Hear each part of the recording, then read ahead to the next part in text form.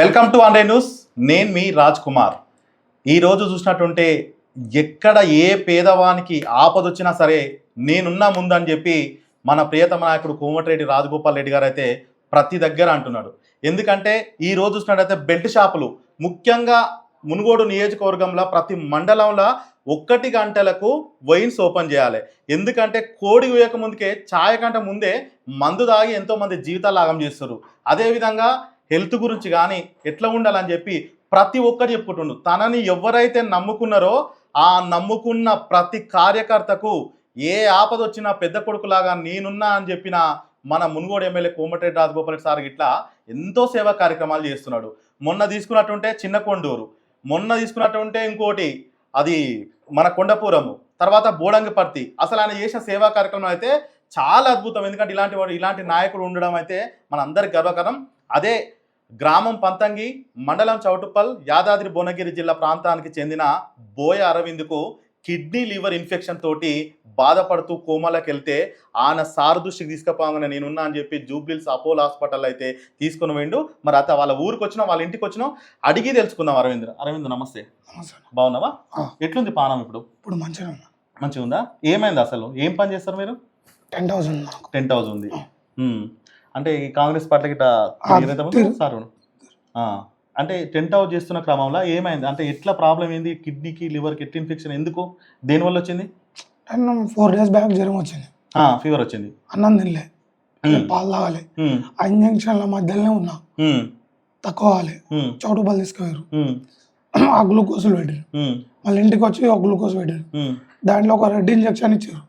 అది నా బాడీకి వాళ్ళే. రెడ్ ఇంజక్షన్ ఏ హాస్పిటల్? సత్య హాస్పిటల్. ఎక్కడ అది?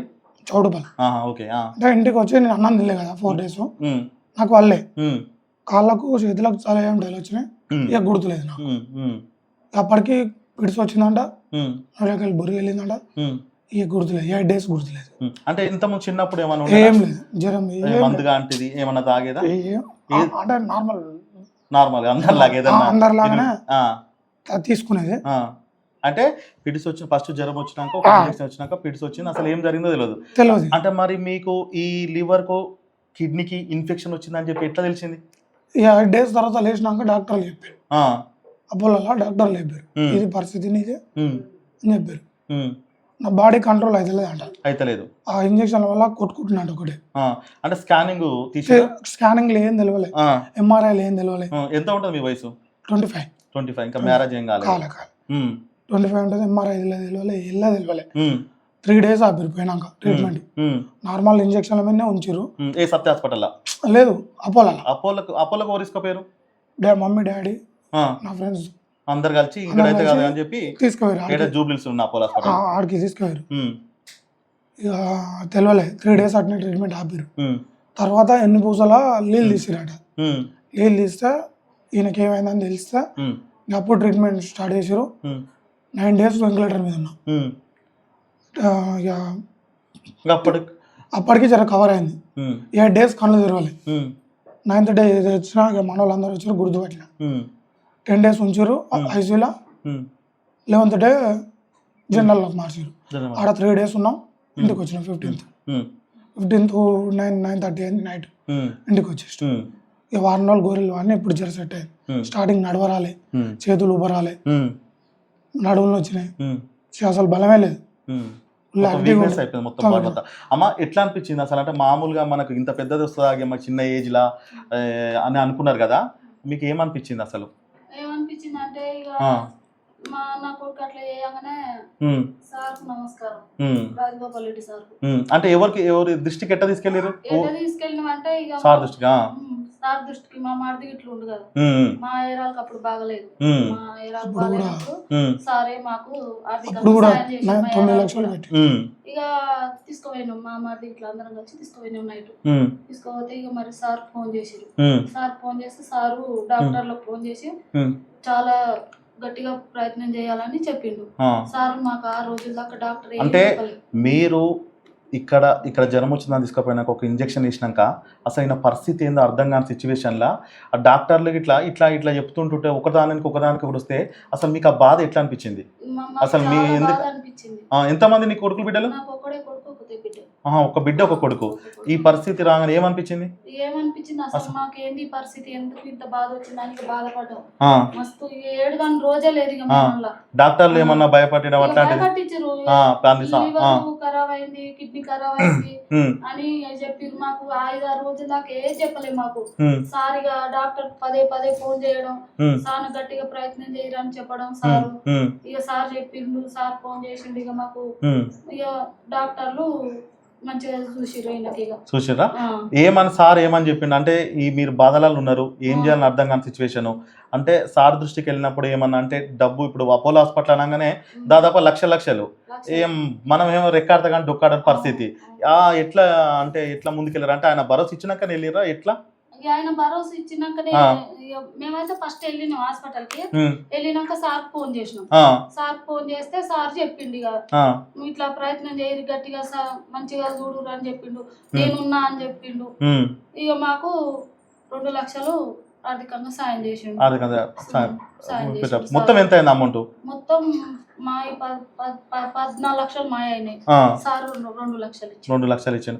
ఆరోగ్యశ్రీ దారేనా లేకపోతే స్టార్ హెల్త్ ఉండనా మీకు ఆల్రెడీ? హెల్త్ కార్డు వల్ల ఉపయోగపడ్డది మాకు. 6 రోజుల్లోకి ఏం చెప్పలేదు, ఇది ఇట్లా జరిగింది అంటే ఏంటంటే సరే ఈ అమ్మ ఏదన్నా జ్వరం నొప్పి వస్తే ఏం మళ్ళీ వారం రోజులలో రికవర్ అవుతారు. మొత్తం కోమలోకి వెళ్ళిపోయిందంటే అసలు భరించలేదు. కిడ్నీ ఖరాబ్ అయిందన్నాడు, లివర్ ఖరాబ్ అయిందన్నాడు డాక్టర్లు. మాకేం చెప్పలేదు. 6 రోజుల దాకా 7వ రోజు నాడు నాకు కళ్ళు తెరిచి. నువ్వు డిశ్చార్జ్ అయినాక మళ్ళీ సార్కు చెప్పిరా మంచిగా అయిందని, కోలుకున్నారని ఏమన్నాడు? మాట్లాడిండా? మాట్లాడలే. ఒక రోజు నాకు నడువు వస్తలేదు, నడువు కుసం వస్తలేదు. అదే అయినాక అందరం కలిసి నా ఫ్రెండ్స్ కూడా కలిసి బాబాయ్ని తీసుకొని సార్ కాడికి వాళ్ళు కూడా మాకు. ఇప్పుడు నువ్వు ఇన్ని రోజులు సారెంపట తిరుగుతున్నావు, ఆల్రెడీ మీరు రాజగోపాల్ సారెంపట తిరుగుతున్నా అని చెప్పారు కదా, ఆపద నీకే వచ్చింది, అలెక్కిలాగా చేస్తుంటే చూసారు కదా, ఏం చెప్పాలనుకుంటున్నావు సార్ గురించి చెప్పాలనుకుంటే? సార్ దేవుడు, ఇంక అంతకుమించి ఏం చెప్పాలి. అంతేనా? దేవుడు. మా పిన్నికి వస్తే కూడా, మా పిన్ని కూడా చచ్చిపోయే సిచ్యువేషన్, అందరం ఒకటే ఏడ్చుడు. ఆ రోజు కూడా సార్ లేకపోతే మా పిన్ని చచ్చిపోవు. ఆ రోజు మా పిన్ని కాపాడాను 10 లక్షలు పెట్టి. ఈ రోజు నాకు లాస్ట్ మూమెంట్లో 2 లక్షలు ఇచ్చి నన్ను కాపాడాను. నేను ఒక్కని కాదు, అందరిని బాధ పెట్టినా. నాకు 8 రోజులు గుర్తులేదు ఎంతమంది నా దోస్తులు, మా బాబాయ్, మా బాబాయ్ 20 మంది, ఈ మా కుటుంబం అందరు, ఈ గల్లీ అందరిని బాధ పెట్టినా. 15 రోజులు అందరు బాధ పెట్టినా. ఒక్కటే కొడుకు అయ్యేసరికి చాలా ఇబ్బంది. అందరితో మంచిగా ఉంటాను నేను. అదే అర్థమైంది. అందరు అసలు ఎందుకు వచ్చిందంటే అసలు నాకు చిన్నప్పుడు కూడా ఎప్పుడు ఇస్తుంటే రాలేదు. డాక్టర్ అడిగితే ఏం చెప్పారు? మాకు ఏం చెప్పలేదు, కానీ ఇది ఒక్కటే చెప్పిండు, ఈ పిడ్స్ రావడం వల్ల అంత బ్రెయిన్ కొక్కడం వల్ల అట్లా ఇబ్బంది. సరే దేవుని దయ వల్ల అయితే బయటపడ్డాడమ్మా.